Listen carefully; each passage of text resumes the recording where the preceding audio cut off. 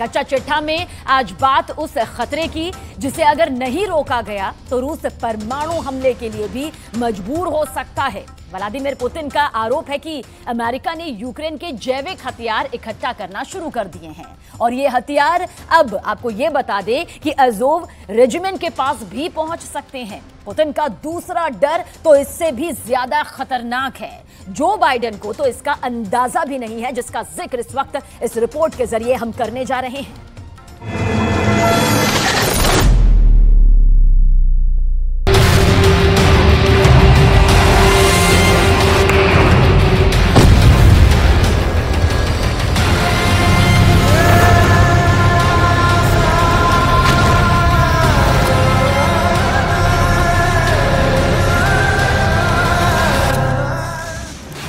Ukraine युद्ध को लेकर 24 घंटे में 3 बहुत बड़ी बातों ने दुनिया को परेशान कर दिया है। युद्ध का सबसे खतरनाक इल्जाम पुतिन ने लगा दिया है। 24 घंटों के अंदर जो बहुत गंभीर बात सामने आई है उसमें पहली रिपोर्ट, रूस के पास पुख्ता सबूत हैं कि अमेरिका इस वक्त यूक्रेन के अंदर जैविक हथियार के प्रोग्राम पर काम कर रहा है। यूक्रेन में जैविक हथियारों का खतरा है। ऐसे वायरस, ऐसे बैक्टीरिया जिनसे जैविक हथियार बनाए जा सकते हैं। 24 घंटे के अंदर दूसरी रिपोर्ट, ज़ेलेंस्की ने यूक्रेन के उस कमांडर से सीक्रेट मुलाकात की है जिसे यूक्रेन का कादिरव कहा जाता है, क्योंकि ये पुतिन से उतनी ही नफरत करता है जितना कि कादिरव ज़ेलेंस्की से। ये अज़ोव रेजिमेंट का कमांडर एंड्रे बिलेत्स्की है और पुतिन इसकी नाजी विचारधारा वाली फोर्स को पूरी तरह खत्म करने की कसम खा चुके हैं। पुतिन को डर है कि अज़ोव रेजिमेंट का कमांडर जैविक हथियार इस्तेमाल कर सकता है। 24 घंटे के अंदर तीसरी रिपोर्ट चीन के रक्षा मंत्री पर है, जिन्होंने बेलारूस का दौरा किया है। इस दौरे के बाद सवाल उठ रहे हैं कि क्या वैगनर को लेकर चीन एक्टिव हो गया है, क्योंकि इस वक्त हजारों वैगनर लड़ाके बेलारूस में मौजूद हैं। पुतिन को इन सब बातों की पूरी खबर है। मॉस्को में बैठकर पुतिन यूक्रेन के चप्पे चप्पे और नाटो की हर हरकत पर नजर रखे हुए हैं। तभी कहा जा रहा है कि यूक्रेन के युद्ध को लेकर पुतिन अंतर्यामी है। पुतिन सब जानते हैं। पुतिन दुश्मन की रग रग से ही नहीं, उसके बम बम से भी वाकिफ है। पुतिन सब जानते हैं, दुश्मन की ताकत भी, उसकी कमजोरी भी। इसी वजह से पुतिन का खौफ यूरोप से लेकर अमेरिका तक फैला हुआ है और पुतिन सब खामोशी से देख रहे हैं और समझ रहे हैं।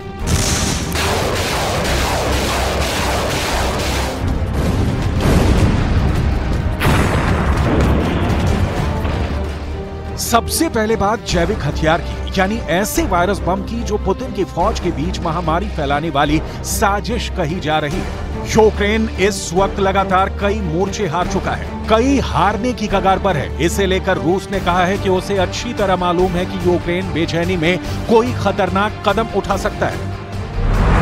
रूस का दावा है कि उसके पास ऐसे सबूत हैं जिनसे पता चलता है कि अमेरिका ने यूक्रेन और यूरोप के कुछ हिस्सों में जैविक हथियार एक्टिव कर दिए हैं। रूस का दावा है कि सब कुछ अमेरिका के मैरीलैंड में फोर्ट डेट्रिक से कंट्रोल हो रहा है, जहां अमेरिका का army medical research institute of infectious disease है। यहीं से यूक्रेन में जैविक हथियारों की लैब को कंट्रोल किया जा रहा है। ये बात बताने के लिए पुतिन ने अपने nuclear, biological and chemical protection troops के commander lieutenant general Igor Kirillov को भेजा है, ताकि मैसेज यूक्रेन से लेकर यूरोप के हर शहर और अमेरिका तक जाए। अपनी प्रेजेंटेशन में जनरल इगोर ने मैप दिखाकर बताया कि अमेरिका दुनिया में कहां-कहां जैविक हथियारों की लैब चला रहा है। रूस का डर यह है कि अगर ये जैविक हथियार ज़ेलेंस्की के कंट्रोल से बाहर निकलकर अज़ोव रेजिमेंट के पास पहुंच गए तो इनका सीधा हमला रूस की फौज पर होगा, और अगर ऐसा हुआ तो पुतिन के पास जवाबी हमले के रूप में टैक्टिकल परमाणु हथियार ही बचेगा। क्योंकि जैविक हथियार होते ही इतने खतरनाक हैं, ये बहुत तबाही मचाते हैं। किसी भी बड़े इलाके में इनका इस्तेमाल पूरी आबादी को बीमारी फैलाकर खत्म कर सकता है। जैविक हथियार यानी बायोलॉजिकल वेपन एक ऐसा हथियार है जो बिना धमाके के किसी भी देश को तबाह कर सकता है। मतलब ये कि जब बैक्टीरिया और वायरस का इस्तेमाल जानबूझकर इंसानों में इंफेक्शन फैलाने के लिए किया जाता है, इसीलिए इसे जैविक हथियार कहते हैं। जैविक हथियार कम समय में बहुत बड़े क्षेत्र में तबाही मचा सकते हैं। ये लोगों में ऐसी बीमारियां पैदा कर देते हैं कि वो या तो मरने लगते हैं या दिव्यांग हो जाते हैं या फिर दिमागी तौर पर बीमार हो जाते हैं। जैविक हथियारों को लेकर पुतिन का यह इल्जाम इसलिए भी गंभीर हो जाता है क्योंकि ज़ेलेंस्की ने नाजी विचारधारा वाले अज़ोर रेजिमेंट के कमांडर से मुलाकात की है। ज़ेलेंस्की बहुत खामोशी से डोनेट्स्क के मोर्चे पर गए और वहां उनकी अज़ोर कमांडर से एक मीटिंग हुई। यहां ज़ेलेंस्की और अज़ोर रेजिमेंट के कमांडर एंड्रे बेलेत्स्की को देखा जा सकता है। अज़ोर रेजिमेंट वो मिलिशिया है जिसमें यूक्रेन की सेना से भी खतरनाक लड़ाके हैं। पुतिन इन्हें नाजी विचारधारा वाले आतंकवादी बताते हैं और उनके स्पेशल ऑपरेशन में यूक्रेन की इसी फोर्स को पूरी तरह खत्म करने की बात बार बार कही जाती है। अज़ोर रेजिमेंट पुतिन की सबसे बड़ी दुश्मन है और पुतिन भी नाजी विचारधारा वाले इस फोर्स को पूरी तरह खत्म करने की कसम खा चुके हैं। पुतिन को अब डर है कि अज़ोर रेजिमेंट का कमांडर जैविक हथियार इस्तेमाल कर सकता है क्योंकि ज़ेलेंस्की भी इसके साथ खुल्लम खुल्ला नजर आने लगे हैं।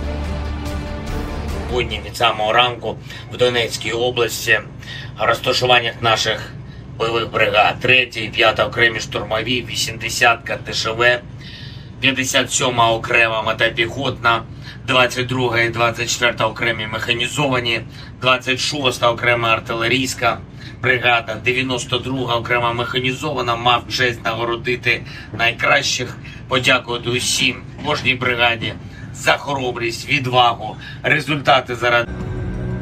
पुतिन को यूक्रेन के बारे में सब कुछ मालूम है। ये दावा खुद पुतिन का है। पुतिन ने यूक्रेन युद्ध को लेकर ज़ेलेंस्की से लेकर बाइडेन तक सबकी बम वाली कुंडली खंगाल ली है और उनको पता है कि ज़ेलेंस्की के पास कितने बम हैं, अमेरिका कितने बम बना सकता है और यूरोप का गोला बारूद वाला गोदाम कैसे तेजी से खाली हो रहा है। पुतिन ने यूक्रेन को अमेरिका से क्लस्टर बम मिलने के बारे में तब बता दिया था जब बाइडेन इस बात को छुपाने में लगे थे। Думаю, к этому так и надо относиться. Делают они это не от хорошей жизни, а потому что у них дефицит боеприпасов вообще.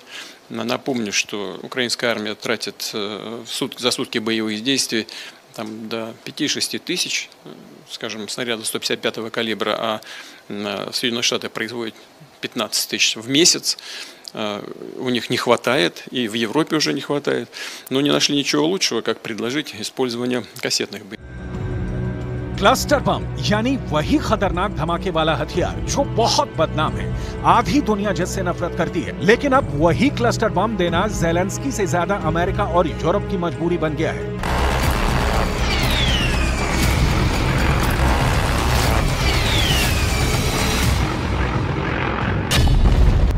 पुतिन का दावा है कि बड़े धमाकों के लिए यूक्रेन हर रोज 5 से 6 हजार तोप के गोले फायर कर रहा है। ये 155 मिलीमीटर के गोले हैं जो बड़ी तोप से फायर किए जाते हैं, यानी यूक्रेन को एक महीने में चाहिए 1.5 लाख गोले। पुतिन के मुताबिक अमेरिका पूरे महीने में ऐसे सिर्फ 15,000 गोले बनाता है। ऐसे में वो यूक्रेन की डिमांड कैसे पूरी कर सकता है?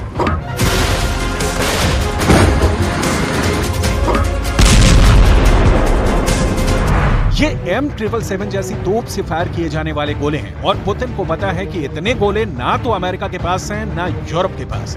इसीलिए वो ज़ेलेंस्की को क्लस्टर बम देकर तबाही वाली डिमांड पूरी करना चाहते हैं। यानी पुतिन को पता है कि ज़ेलेंस्की के पास कितने गोले हैं, उनका स्टॉक कितना भरा है। पुतिन जानते हैं कि यूरोप के हथियार खत्म हो रहे हैं, नाटो का हथियार गोदाम दिवालिया होने जा रहा है। पुतिन को यह भी पता है कि अमेरिका की फैक्ट्री में कितने बम बनते हैं। कह सकते हैं कि पुतिन के पास पेंटागन का हर सीक्रेट मौजूद है। उन्हें नाटो के वॉर प्लान की भी पूरी जानकारी है, इसीलिए पुतिन अंतर्यामी कहे जा रहे हैं। पुतिन का अल्टीमेटम बहुत खतरनाक है और इस बार पुतिन माफ करने का इरादा नहीं रखते। ये बात उनके इंटरव्यू से जाहिर हो चुकी है। Достаточный запас различного рода кассетных боеприпасов. Различного рода.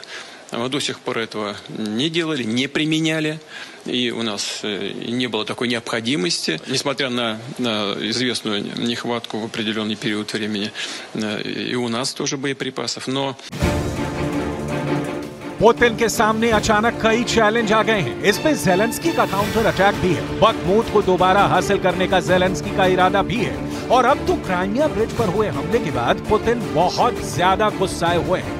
ऐसे में क्लस्टर बम और जैविक हथियारों वाली बात से पुतिन बहुत ज्यादा चिढ़ गए हैं। पुतिन को यकीन है कि यह हथियार ज़ेलेंस्की अज़ोर रेजिमेंट को भी सौंप सकते हैं, इसीलिए पुतिन अज़ोर कमांडर को किसी भी कीमत पर नहीं छोड़ेंगे। ये बात पक्की मानी जा रही है, जबकि ज़ेलेंस्की इसी अज़ोर रेजिमेंट की तारीफ करते नहीं थक रहे।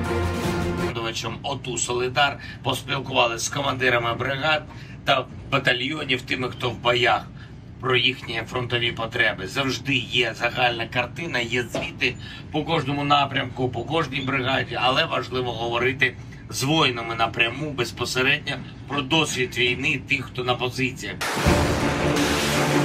ज़ेलेंस्की को अब नाटो से फिर से हथियार मिलने लगे हैं और छोटे छोटे मोर्चों पर ज़ेलेंस्की के लिए कुछ खुशखबरी भी है। ये डोनेट्स्क का एक गांव ओरोज़ेन है और यूक्रेन के उप रक्षा मंत्री ने दावा किया है कि इसे रूस से आजाद करा लिया गया है।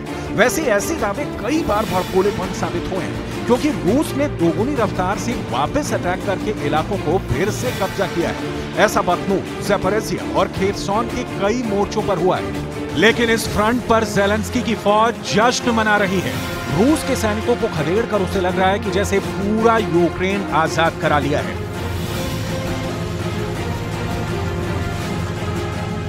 Підрозділи морської піхоти України продовжують успішно звільняти населені пункти село за селом, вулицю за вулицею, будинок за будинком.